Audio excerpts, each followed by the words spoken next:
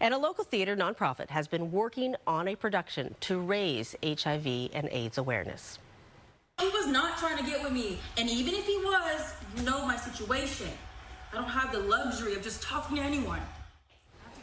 Put Your Play on Productions is a nonprofit in Alameda County. It is putting on a play called You Better Ask Somebody To, Living with HIV. It opens just in time for National HIV Testing Day.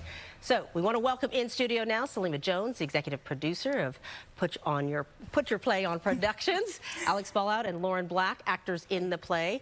Also, welcome to all of you in the studio. Thank you. So such an important topic. Tell me, Salima, why you thought it was this subject matter and these plays are so important, and who is your audience? For this particular play, our audience is the youth. We're definitely trying to reach youth 13 years old and older. The last stats that came out, 58% of the new HIV cases were between the ages of 13 and 34. So it's really important to bring awareness to this particular topic, especially since it still affects our Black and brown communities the most.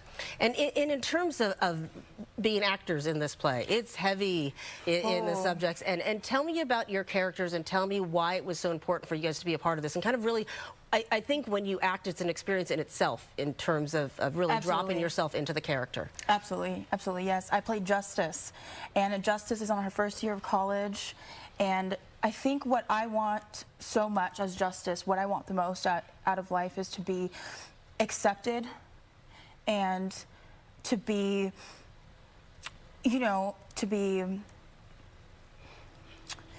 Sounds like heard as well in that space. Absolutely. And I would also say to be seen, not just seen as a statistic either, but to be seen as a human being, to seen as a person who can love and be loved. Absolutely. Yeah. Alex, for you, what was your role in this? I mean, yeah, first of all, it definitely piqued my interest, and then knowing what Salima was trying to do with this play, you know, spread education through the dramatic art of theater was really something nice, and I wanted to be a part of that. And going into Dylan, I'd say, you know, he's a very complex character. He'd struggled with HIV in the past, and he doesn't really know how to deal with it still, or come to terms with it. So we see a lot of that in the play, which I think a lot of, you know, hopefully people will be able to understand or relate to or get something out of. These are important conversations to have. Are you hearing them outside the theater space among young people that you talk to? I mean, this is the message you're trying to say. The conversations we're having here are hard. These are conversations lots of people need to have. Yeah, I mean, I don't think, I had a couple conversations outside and people still don't really know a lot about it or how to contract it, and they always associate it with something else, so I don't think their awareness of it or education of it is that great. Yeah. So I think it's a good idea. And in terms of the experience, when you're bringing people in with your character and taking them through, what do you want them to feel at the end of it? I want them to feel that you can love yourself and you can be proud of yourself no matter what you're going through in life, and nothing ever defines who you are as anything you go through. And that's what I want people to really get out of it, is that no matter what you go through, you will be okay, you will live a long, healthy life, and you'll get through anything. Yeah, it's an important message. And you'll be strong. An important message. Salima, in terms of getting people to listen to this conversation and this kind of, this vehicle of theater, people come in, and sometimes people go to theater to escape. Sometimes people go to theater for a lot of different reasons. When they walk into that theater, when those lights come down and when they come up, what's the transformation you want to take place? I want them to be edutained. We call it edutainment. I want them to be educated, and I want them to be entertained at the same time.